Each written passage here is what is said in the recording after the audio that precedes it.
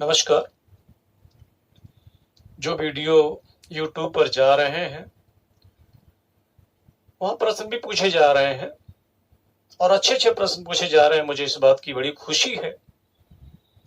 उसी में से जैसे प्रश्न ये पूछा गया है कि भारत में पार्लियामेंट्री सिस्टम ही क्यों फॉलो किया गया, प्रेसिडेंशियल सिस्टम क्यों नहीं फॉलो किया गया। और साथ ही ये भी प्रश्न किए गए हैं कि पार्लियामेंट्री सिस्टम में फॉर्मल हेड एक्चुअल हेड दोनों शक्तियां अलग अलग क्यों होती हैं, एक साथ क्यों नहीं होती। और प्रेसिडेंशियल सिस्टम में फॉर्मल हेड और एक्चुअल हेड दोनों शक्तियां एक साथ क्यों होती हैं, जिसको नाम मात्र का प्रमुख और वास्तविक प्रमुख बोलते हैं। पार्लियामेंट्री सिस्टम जानने से पहले जो हम लोगों ने फॉलो किया वो ब्रिटेन से फॉलो किया। ब्रिटेन के इतिहास को जानना होगा। एक संक्षिप्त इतिहास देखें तो हम लोग को अच्छी तरीके से समझ में आ जाएगा कि फॉर्मल हेड और एक्चुअल हेड दोनों शक्तियां अलग अलग कैसे हो गई। आइए ब्रिटेन का थोड़ा इतिहास देखते हैं। प्राचीन काल और मध्यकाल में पूरे विश्व में मोनार्की स्थापित थी, राजतंत्र स्थापित था। वो किस स्वरूप में था? वो इस स्वरूप में था, जैसे ये राजा है और राजा के अंदर सरकार की तीनों शक्तियां समाहित होती थी। सरकार की तीनों शक्तियां कौन कौन है? विधायिका, जिसको लेजिस्लेचर बोला जाता है, कार्यपालिका, जिसको एग्जीक्यूटिव बोला जाता है, और न्यायपालिका, जिसको जुडिशरी बोला जाता है। न्यायपालिका और ये राजा पूरे विश्व में विद्यमान था, तो ये ब्रिटेन में भी ऐसे ही विद्यमान था। ब्रिटेन में भी ऐसे ही सांसद चल रहा था और यहां स्थापित था राजतंत्र। राजतंत्र का अर्थ वंशानुगत चलेगा, यहां का हेड निर्वाचित नहीं होगा। और ठीक ऐसे ही चल रहा था। एक जगह से ऐसा मोड़ आता है जहां से इसकी कुछ कहानी बदलाव हो जाता है, जिसे के नाम आता है किंग जॉन, जो ब्रिटेन के राजा हुआ करते थे। ये थोड़ा सा कमजोर टाइप के थे, क्योंकि कोई गारंटी नहीं है जितने राजा हो सब शक्तिशाली ही हो। आप मुगल साम्राज्य में देखिए, बाबर हुए, हुमायूं हुए, जहांगीर, तमाम हुए, अकबर, औरंगजेब, बाद में अंबर लंबट आना शुरू हो गए, रंगीला टाइप के। तो उसी प्रकार से कोई जरूरी नहीं कि हर राजा शक्तिशाली ही हो। जान थोड़ा सा कमजोर साबित हुए। इनके कमजोर साबित होने के पीछे एक और भी कारण था कि राजा अपना मंत्री परिषद रखता था और जो यहां मंत्री परिषद थी उसको बैरंस बोला जाता था। बैरंस, मिनिस्टर ऑफ काउंसिल हुआ करती थी, बैरंस बोलते थे। और ये बैरंस को कैश यानी रुपए के रूप में, डॉलर के रूप में पेमेंट नहीं किया जाता था, बल्कि इनको जमीन दे दी जाती थी, इनको जमींदार बना दिया जाता था, ताकि जमीन का मालिक बने रहे, अपना वहीं से खर्चा वर्चा निकालते रहेंगे। जमीनें बहुत ज्यादा थी, राजा के लिए भी कोई दिक्कत नहीं था। लेकिन हुआ क्या कि जमीनें इनके पास ज्यादा होने से इनकी शक्ति मजबूत होने लगी, ये यूनाइट होने लगे और राजा पर दबाव बनाने लगे। और राजा कभी कभी क्या बदमाशी कर देता था, बिना बैलेंस की अनुमति के ही टैक्स लगा देता था या टैक्स में वृद्धि कर देता था। 1215 की घटना है, 1215, 1215। बैलेंस ने जबरदस्ती हस्ताक्षर करवा लिया, किससे? राजा से, कि राजा जब भी कोई नया टैक्स लगाएगा तो बैलेंस की अनुमति लेना उसके लिए अनिवार्य होगा। और 1215 में मैग्ना कार्टा भी तैयार हुआ था। ये सवाल अक्सर पूछे ही जाते हैं। बैलेंस को लग गया कि राजा हमारे ऊपर दबाव बना रहा है, तो बैरन ने एक नई चाल चलना शुरू किया। इस मंत्री परिषद से अलग होते हुए एक हाउस का निर्माण करते हैं, जो कि अमीरों का संगठन था, ये जमींदारों का संगठन था। क्या निर्माण करते हैं? हाउस ऑफ लॉर्ड, यानी जो बड़े बड़े लैंड लॉर्ड्स थे वो इस हाउस का निर्माण करते हैं, एक संगठन बनाते हैं अपना।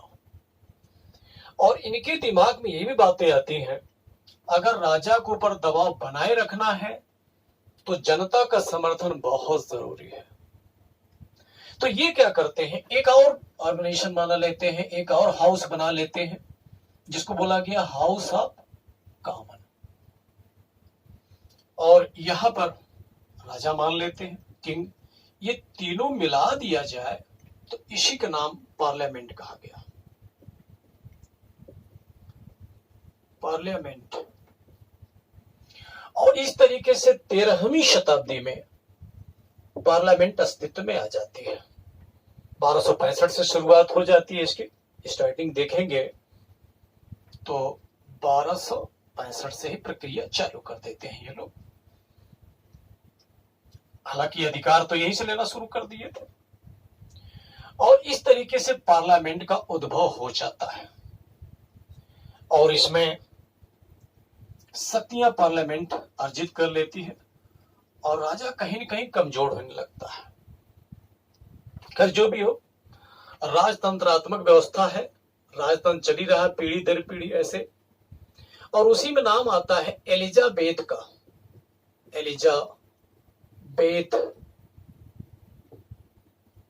Elizabeth first. ये वही एलिजाबेथ हैं जो ईस्ट इंडिया कंपनी का फरमान दिया था भारत आने के लिए 1600 में। वही एलिजाबेथ फर्स्ट। इस समय ब्रिटेन की महारानी एलिजाबेथ सेकंड चल रही है। यहां तक तो खैर चलता रहा, सिविल वार नहीं हुआ, लेकिन यह कहीं क्लैश बना रहा राजा के बीच और पार्लियामेंट के बीच। एलिजाबेथ का जब देहांत होता है तो इनके पास कोई अपनी औलाद नहीं थी। अब न्यू डायनेस्टी का जन्म होता है। न्यू डायनेस्टी कौन आती है? जेम्स फर्स्ट आती है। ये अपना कार्यभार पूरा करते हैं और इसके बाद आते हैं इन्हीं के पुत्र, जेम्स फर्स्ट के पुत्र, जिसका नाम होता है चार्ल्स फर्स्ट आते हैं। चार्ल्स फर्स्ट पार्लियामेंट के ऊपर दबाव बनाना शुरू करते हैं। और यहां पर हम लोग देख चुके हैं कि बैरन्स ने क्या किया, एक सिग्नेचर करवा लिया राजा से, जब भी टैक्स बढ़ाना होगा या नया टैक्स लगाना होगा तो बैरन्स की अनुमति जरूरी है। और वो बैरन्स धीरे धीरे पार्लियामेंट में कन्वर्ट हो गई। एक चीज और देख लेते हैं यहीं पर, ये हाउस ऑफ लॉर्ड, इसको अपर हाउस बोला गया। क्यों अपर हाउस बोला गया? क्योंकि बड़े बड़े लोग इस हाउस में आते थे, बड़े बड़े जमींदार आते थे। और इसको बोला गया लोअर हाउस, क्योंकि आम आदमी ही होता है। इसको लोअर हाउस बोल दिया गया है। हिंदी में बोलते हैं निम्न सदन, और ये बड़े बड़े जमींदार हैं तो उच्च सदन बोल दिया गया। ये कंसेप्ट देखे रहिएगा, आगे चल के बड़ा काम आएगा। अब आगे चलते हैं। चार्ल्स फर्स्ट टैक्स बढ़ाना चाहता था और यहां पर नियम क्या बन चुका था, टैक्स अगर बढ़ाना है तो पार्लियामेंट की मंजूरी जरूरी है। चार्ल्स क्या करते हैं, टैक्स बढ़ाने के लिए यहां सेशन बुलाते हैं। सेशन बुलाना राजा का काम है और टैक्स बढ़ाना है या नया टैक्स लगाना, इसकी अनुमति देना पार्लियामेंट का काम है। अब समस्या गंभीर हो गई। अभी तक तो किसी प्रकार चल रहा था। चार्ल्स एक्शन ले लिया, कहा यह कैसे हो सकता है। चार्ल्स को क्रोध आया। ये 1642 की घटना है, 1642। हुआ क्या, जब राजा ने टैक्स बढ़ाने के लिए यहां पर प्रस्ताव रखा तो पार्लियामेंट ने उसको रिजेक्ट कर दिया। और जो ही पार्लियामेंट ने रिजेक्ट कर दिया, चार्ल्स फर्स्ट ने पार्लियामेंट को क्या कर दिया, ये भंग कर दिया। पार्लियामेंट को ही भंग कर दिया, जिससे समस्या खड़ी हो गई है। अब दो गुट बन गए, एक राजा का गुट, एक पार्लियामेंट का गुट। तो यहां देखिएगा दो गुट का निर्माण होता है, एक राजा का गुट,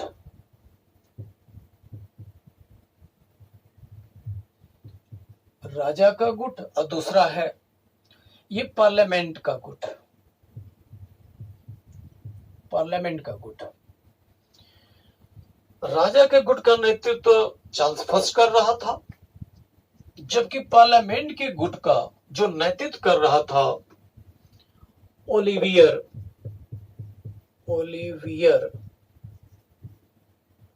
क्रॉमवेल, ओलिवियर क्रॉमवेल कर रहा था। नतीजा यह हुआ कि राजा हार गया, इसकी पराजय हो गई और इसके ऊपर मुकदमा चलाया गया, सिविल वार शुरू ही हो गया था। यहीं से गृह युद्ध की शुरुआत हो गई थी और इस पर मुकदमा चला गया राजा पर और इसको मृत्युदंड का आदेश दिया गया।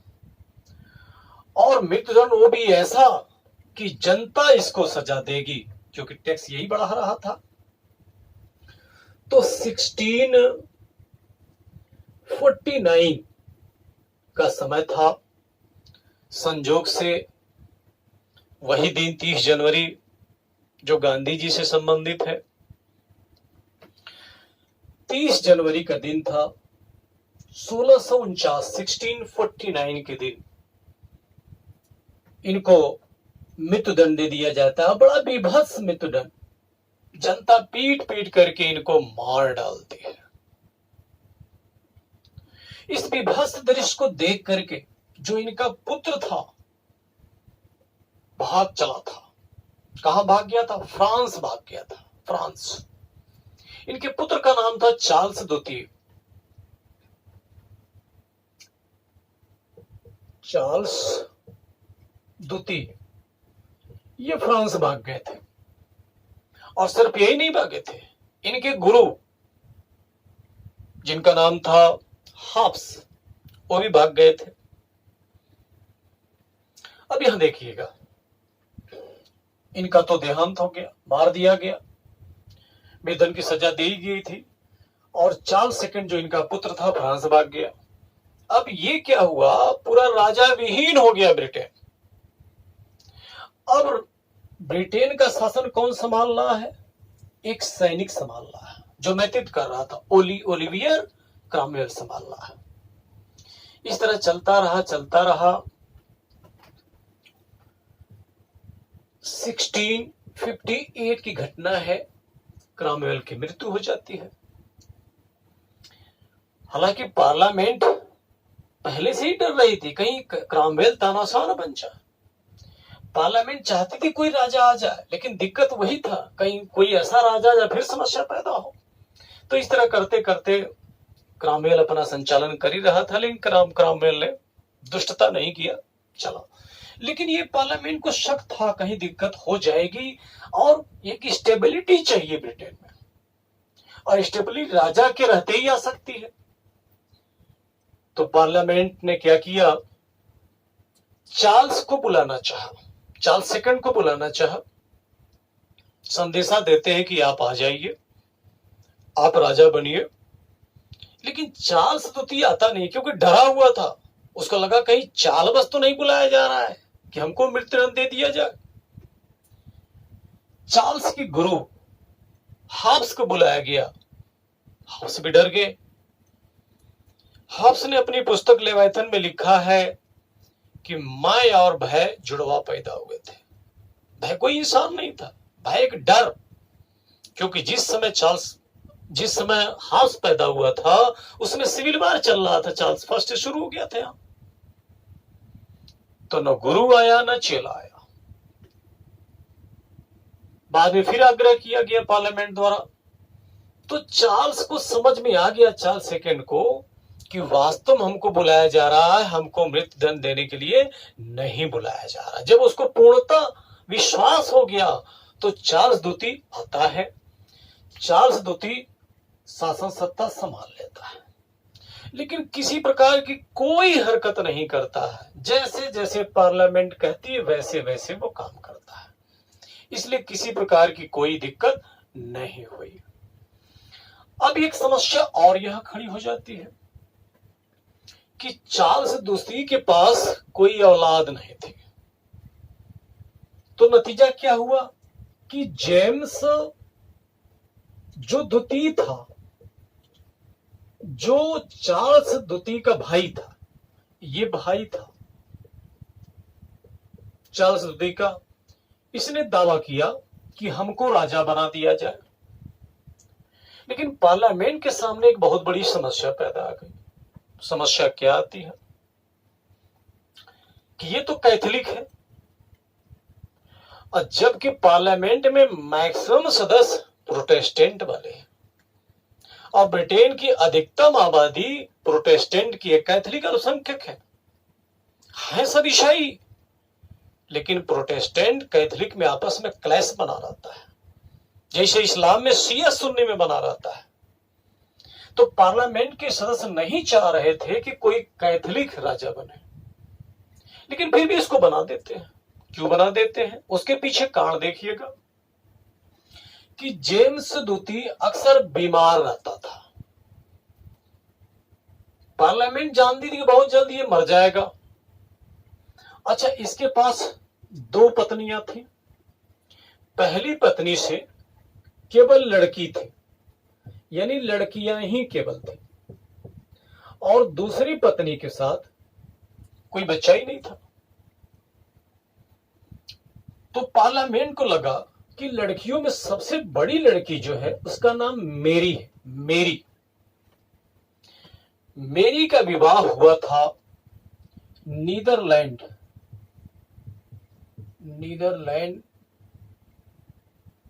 के राजकुमार, नीदरलैंड के राजकुमार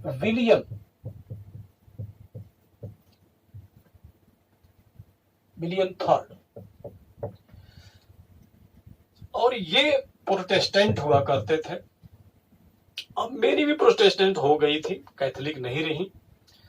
तो पार्लियामेंट वालों ने सोचा अगर हम जेम्स को बना देते हैं, जेम्स सेकंड को, तो कुछ समय बाद मर जाएगा, और उसके बाद शासन सत्ता कौन संभाल लेगी, मेरी संभाल लेगी, क्योंकि सबसे बड़ी लड़की है, और दूसरी जो वाइफ है उसके पास तो कोई बच्चा ही नहीं है। पार्लियामेंट ने ऐसा फैसला ले लिया। तब तक अजीब एक घटना घटती है कि वृद्धावस्था में इस वाइफ के पास एक लड़का पैदा हो जाता है। अब देखिए, एक बहुत बड़ी समस्या होगी। ब्रिटेन में कानून है, अगर लड़का रहेगा तो राजा वही बनेगा, वो भले ही क्यों न छोटा हो। एक नई समस्या हो गई। और ये क्या थी, ये कैथोलिक थी, ये कट्टर कैथोलिक थी। पार्लियामेंट वाले प्रोटेस्टेंट वाले हैं। अब बहुत बड़ी एक धर्म संकट की स्थिति आ गई। अब पार्लियामेंट वाले ने नई चाल चलना शुरू कर दिया। इस मेरी को तैयार किया। कैसे तैयार किया, तुम फ्रंट पर आओ, अगर फ्रंट पर नहीं आओगी तो ये लड़का राजा बन जाएगा। तो मेरी भी तैयार हो गई, और उसके बाद जो पार्लियामेंट वाले कहे कि हम लोग विलियम को बुला लेते हैं, नीदरलैंड से राजकुमार है। अच्छा, ये संदेशा भेज दिया गया विलियम के पास, और विलियम का हम आएंगे तो बहुत बड़ी समस्या आ सकती है। पार्लियामेंट के सदस्यों ने कहा किसी प्रकार की कोई समस्या नहीं आएगी, बस आप आ जाइए, आप राजा बन जाइए। अच्छा, वो आ जाते हैं। जो ही आते हैं त्यों ही जेम्स सेकंड को पता चल जाता है कि अब हम युद्ध जीतने वाले नहीं हैं। ये घटना है 1688 की। नतीजा क्या होता है कि ये गद्दी अपने आप छोड़ देते हैं, सत्ता परिवर्तन हो जाता है, विलियम राजा बन जाते हैं। और इसीलिए बोला जाता है कि इंग्लैंड की गौरवपूर्ण क्रांति। बहुत बार सवाल पूछा गया है प्रीलिम्स में, अब मेंस में लिखने के लिए आता, पूरी कहानी आप जानते थे, विधिवत लिख सकते हैं, विधिवत इसका डिस्क्रिप्शन कर सकते हैं। 1688 की क्रांति बहुत फेमस है इंग्लैंड की। इसी को गौरवपूर्ण क्रांति बोलते हैं, गौरवपूर्ण क्रांति बोलते हैं। और इसी को रक्तहीन क्रांति बोलते हैं, रक्तहीन क्रांति बोलते हैं, क्योंकि कोई रक्त बहा ही नहीं और सत्ता परिवर्तन हो गया। अब देखिए, विलियम गद्दी पर बैठ जाते हैं, अब चलने लगता है। आगे क्या होता, आगे देखिए।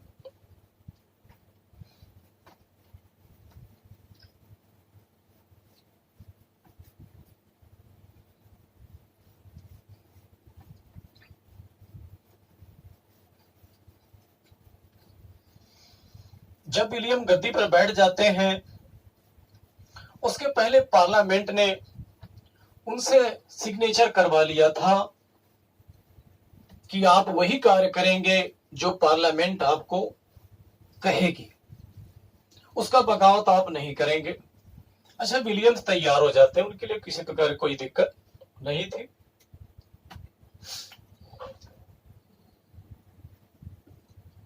House of common, house of Lord और ये है किंग, ये है पार्लियामेंट। और यहां पर राजा है तो उनका एक मंत्री परिषद है। इस प्रकार से अभी भी चल रहा है।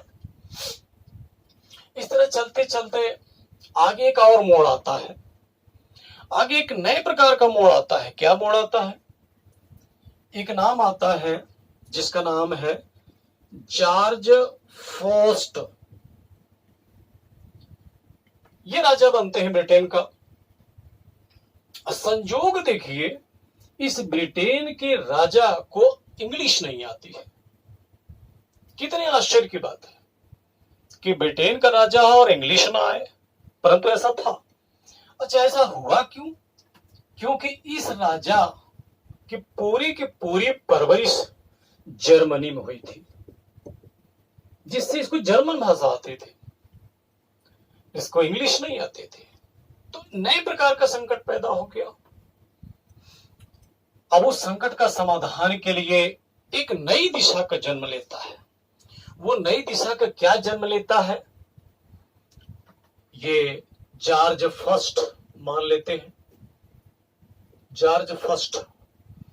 और जो मंत्री परिषद है उसमें एक ऐसे व्यक्ति का चयन किया जाता है जो जॉर्ज फर्स्ट की भाषा को भी जानता हो और इंग्लिश को भी जानता हो, यानी जर्मन भाषा भी जानता हो, इंग्लिश भी जानता हो और इसमें पहुंच भी रखता हो, अच्छा कम्युनिकेशन भी रखे, अच्छे तरीके से पकड़ बनाए रखे।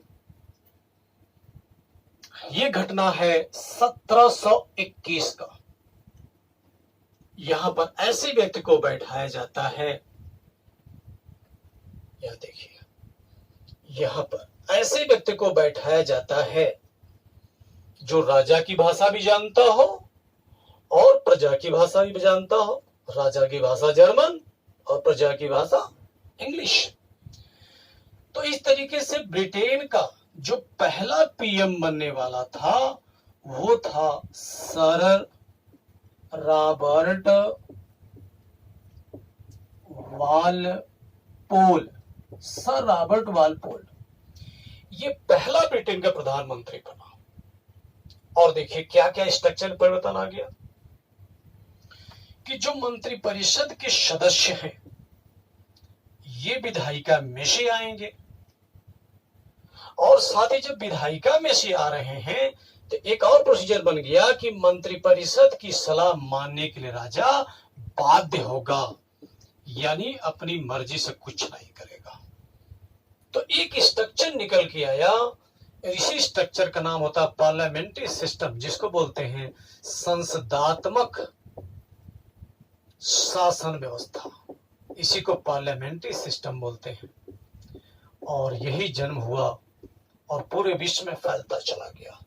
तो ये राजा क्या हो गया, नाम मात्र का प्रमुख हो गया और वास्तविक शक्तियां किसमें चली आई, प्रधानमंत्री तथा उसके मंत्री परिषद में। इसके पास वास्तविक शक्ति चली आई, वास्तविक शक्ति, यानी राजा केवल फॉर्मल हेड है, एक्चुअल हेड कौन हो गया, प्रधानमंत्री पीएम तथा उसका मिनिस्टर ऑफ काउंसिल मिलकर के वास्तविक शक्तियों का प्रयोग करेंगे।